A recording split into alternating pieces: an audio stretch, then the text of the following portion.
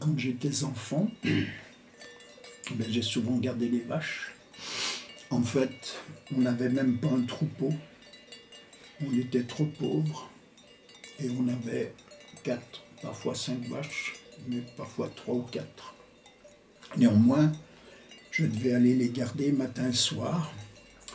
Et dès que j'ai dû avoir 7 ans, 8 ans, jusqu'à l'âge de 12 ans, eh bien j'ai gardé les vaches de Pâques jusqu'à la Toussaint. Ce qui veut dire que quand je retournais en classe, après être resté 7 mois, je crois, sans ouvrir livre ni cahier, parce que ça, on n'y pensait pas, eh bien, quand je retournais en classe, j'étais vraiment totalement ignorant. J'avais tout oublié de mes tables de multiplication, de mes règles de grammaire, de mes récitations, tout ça. Et donc, j'étais un cancre. Et voilà, j'étais assez mortifié de voir que je devenais le dernier de la classe. Alors évidemment, après je travaillais, puis je me remettais au niveau en 2 ou 3 mois, je crois. Mais c'est vrai que dans le milieu où j'étais, on ne pensait pas qu'un enfant qui peut-être avait certaines dispositions pouvait faire des études, enfin essayer d'aller un peu plus loin que le certificat. Donc voilà, il était destiné à se mettre au travail dès l'âge de 13 ans. Et moi, il aurait pu se faire que je devienne un boucher, parce que mon frère aîné était employé dans un abattoir qui était à 20 mètres de chez nous. À l'époque, les bouchers tuaient eux-mêmes les bêtes. Donc j'allais souvent l'aider comme ça pour brasser le sang qui deviendrait du boudin, pour racler les peaux, les saler, les plier, pour préparer les boyaux, pour faire les saucissons. Voilà, et si j'étais resté là, vraisemblablement, j'aurais continué. À l'époque, il n'y avait pas de livres, pas de journaux, rien, donc je partais pour 3 heures, 3 heures et demie.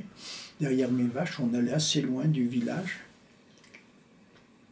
Et souvent, je restais, j'étais trop loin du village pour voir des gens qui seraient venus travailler une terre. Donc je restais là à m'ennuyer auprès des vaches. Alors je ne faisais pas grand-chose. J'étais en fait un enfant assez peureux. Donc il y avait des bois à côté de moi. Je n'osais pas trop m'y aventurer. Alors je parlais à mes vaches, j'observais ce qu'il y avait autour de moi, c'est-à-dire pas grand-chose, des collines, des bois. J'observais la robe de mes vaches, je parlais à ma chienne, je regardais mon genou qui était plein de croûte parce que j'étais tombé, enfin tout ça. Et il fallait attendre, donc je n'avais pas de montre bien sûr, mais je savais très bien lire l'heure en fonction de la position du soleil, en fonction de la longueur des ombres. Et puis après, quand à l'automne, il y avait beaucoup de brouillard souvent dans cette région et on ne voyait rien. Parfois, c'était un brouillard mais très très dense. Je voyais à peine mes vaches à 2 ou 3 mètres. Donc là, il n'y avait plus de référence pour l'heure et j'essayais de prendre prétexte de cela pour rentrer un peu plus tôt, quoi. Et voilà. Non, on n'avait pas d'enclos. Bien sûr, elles avaient des noms, je ne sais plus, Marguerite, Sultane, tout ça, et j'avais des rapports particuliers avec chacune d'elles, parce qu'il y avait une garce, par exemple, impossible, elle allait le faire obéir. Il y avait une autre qui était beaucoup plus gentille. Et donc, chacune avait un peu, je dirais, une personnalité. Mais c'est vrai, elle ne réagissait jamais de la même manière. Puis j'aimais aussi voir naître un veau, par exemple. Parfois, la nuit, on se levait pour surveiller si la vache allait véler. Enfin, alors c'était un grand moment chaque fois, oui, oui. Et je me souviens aussi d'une fois où le vétérinaire était venu parce que le vélage ne se passait pas bien. Et il avait dû introduire sa main et son bras juste dans la matrice, et il avait mal fait son travail, et il avait déchiré la matrice, et après la vache avait crevé, quoi. Enfin, tout ça, j'étais ça m'avait marqué, hein, toutes ces petites histoires. Puis on avait eu 1 ou 2 moutons, alors parfois ils foutaient le camp, il fallait les chercher. Ça se passe à Jurieu, ça? On avait des lapins. Une fois, on a eu même un cochon parce que il fallait. Les paysans, ils vivent un peu en autonomie, hein, donc ils vivent avec ce qu'ils produisent, donc il fallait produire un minimum de choses, quoi. Puis il y avait surtout, alors là j'en garde un mauvais souvenir, parce que parfois on me dit ah oui la nature, mais quand il faut travailler dur, hein, parfois il m'est arrivé de piocher une vigne sur une pente abrupte comme ça, par des chaleurs torrides. Eh bien vraiment, le soir on est complètement épuisé. Puis il y avait aussi les foins, par des chaleurs torrides. Je me souviens, à cette époque, il y a eu des étés de grosses chaleurs, et vraiment c'était pénible. Avec les temps, les mouches, puis cette chaleur pénible. On n'avait rien à boire, et je ne regarde pas un bon souvenir, quoi. Bien que j'étais un gamin, c'est pas moi qui, bien sûr, faisais le plus gros du travail. Hein. Mais je me souviens aussi une fois où on avait vu une vipère se glisser dans un... Enfin, je sais pas, dans un tas de foin. Puis après, on avait chargé ce foin, puis on l'avait déchargé, et moi j'étais là pour piétiner dans la grange, et je ne savais pas si la vipère était là, et vraiment, je ne brillais pas trop. Hein. Voilà, c'était les petits ennuis. Une autre fois, le voisin avait ferré un cheval, et puis le cheval lui avait donné un coup de pied, et ça lui avait ouvert la fémorale, l'artère fémorale, là, et on avait vu le sang mais littéralement jaillir, et il aurait pu se vider de son sang en quelques secondes. Hein. Alors très vite, évidemment, il avait mis sa main, enfin je me souviens, tout ça m'avait marqué.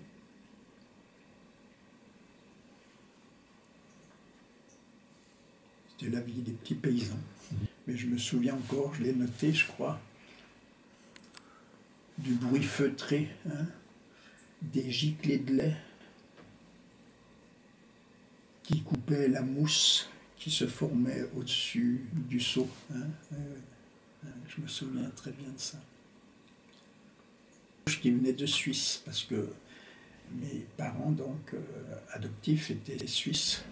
Et c'est vrai que pendant toute mon enfance, j'ai beaucoup plus entendu parler de la Gruyère que de notre région. Donc, j'étais un peu suisse. Et alors, c'est toujours bizarre la vie, mais le hasard, le destin a voulu que mon premier livre soit publié en Suisse, à Lausanne. C'était l'écrivain suisse Georges Haldas, que j'avais rencontré et qui m'avait proposé de publier une petite anthologie du peu de textes que j'avais à l'époque, parce qu'il dirigeait une collection dans une maison d'édition à Lausanne, aux éditions Rencontres. Et c'est lui qui m'a proposé cela.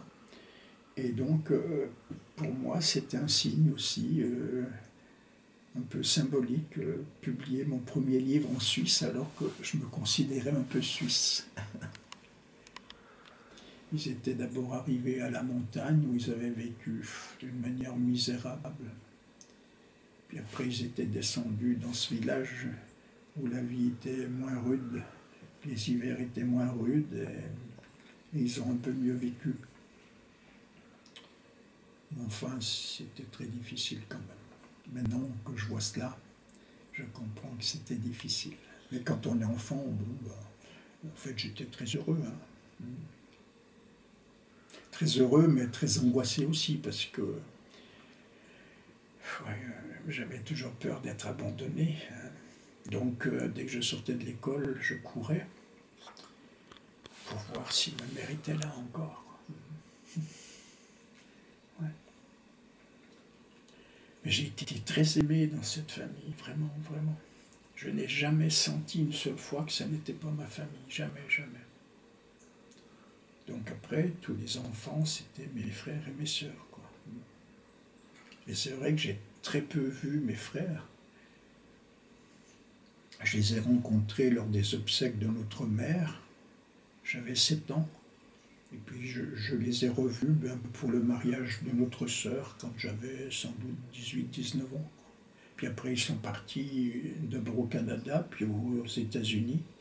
Ils sont établis en Californie, donc c'est vrai qu'on s'est peu vus, que je les connais peu. De même avec ma sœur, bien qu'elle soit restée en France, mais dans la mesure où on n'a pas de passé commun, eh bien, on n'a jamais réussi à avoir une vraie affection les uns pour les autres. On a une affection comme ça, mais qui est assez superficielle, quoi, parce qu'on ne se connaît pas. Mon pauvre deuxième frère, il était très malheureux chez un oncle et chez une tante, où une fois, il est tombé malade. Pourquoi? Parce qu'on ne le nourrissait pas. Or, c'était des paysans qui avaient tout ce qu'il fallait pour vivre. Ils avaient 2 filles du même âge que mon frère. Et le soir, eux, ils avaient un repas normal. Et lui, on lui donnait des pommes de terre cuites à l'eau, quoi. Pourquoi? Ça, je n'en sais rien. Et puis une fois où il s'était assommé contre un arbre en faisant de la luge, il était resté dans le coma et on n'a pas fait venir un médecin. Et puis sur ces entrefaites, une vache était tombée malade, donc on a fait venir le vétérinaire. Et puis après que le vétérinaire ait soigné la vache, il est venu à la cuisine pour boire un verre. Et puis on lui a dit, tenez, regardez, on a un gamin là, on ne sait pas quoi en faire, tout ça. Alors lui, il a regardé ce gamin, il ne savait pas trop quoi dire. Il a dit, oh ben laissez-le mourir, vous voyez bien quoi. Il est perdu, il est dans le coma. Et mon frère, qui commençait un peu à sortir du coma, mais qui n'avait pas la force d'ouvrir les paupières, c'est les premières paroles qu'il a entendues, « Laissez-le mourir ». Incroyable, hein? Mais je crois quand même que cette tante, elle est un peu cinglée, je crois. Or, l'oncle, qui était le frère de mon père, il était comme mon père, un homme brave. Il était paysan et charpentier, mais de ces hommes qui parlent peu, mais très équilibrés, plein de bon sens, plein de bonté. Et il était marié avec cette femme-là, voilà, qui lui rendait la vie impossible et qui a vraiment gâché l'enfance et l'adolescence de mon frère. Quand il a été plus grand, puisque lui, il était devenu charpentier au contact de l'oncle, on lui donnait même pas une journée pour qu'il aille passer son CAP. Et il a fallu que plusieurs années passent pour qu'un jour, je ne sais pas comment, il ait le courage de dire qu'il voulait aller à Bourg à environ 40 km, je ne sais pas, pour passer son CAP. Donc il avait besoin quand même. Et ce frère, c'est un chic garçon.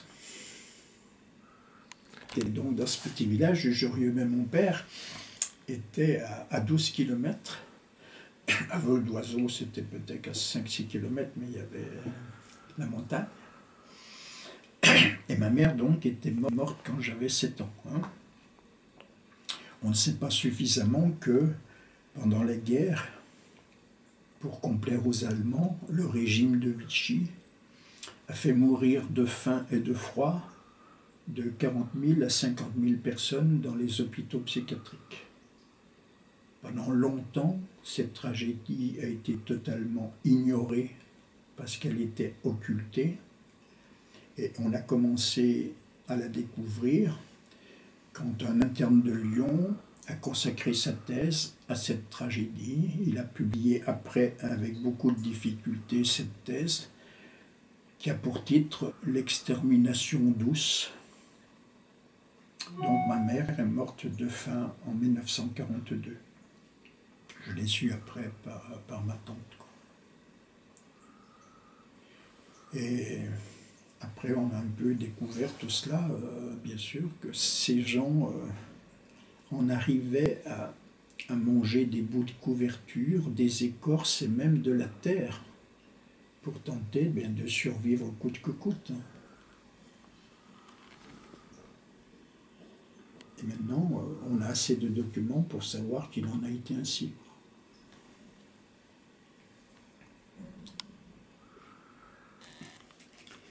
C'était un brumeux soir d'automne. Loin du village, je suivais mes vaches qui venaient de paître et qui rentraient par un chemin couvert d'une herbe drue. Il régnait un profond silence.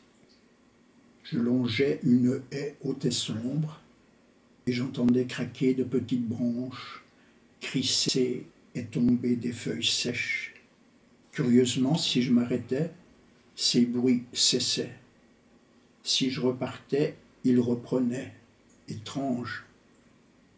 Caché à l'intérieur de la haie, un homme était-il là, à mes pieds, prêt à surgir et se jeter sur moi? La peur me dévorait. Soudain je m'arrête, et plus mort que vif, me force à regarder. À ma grande surprise, j'entrevois à travers les feuilles et les branches, non le visage d'un homme, mais un fin museau et deux points noirs qui luisaient. Une fouine me faisait escorte.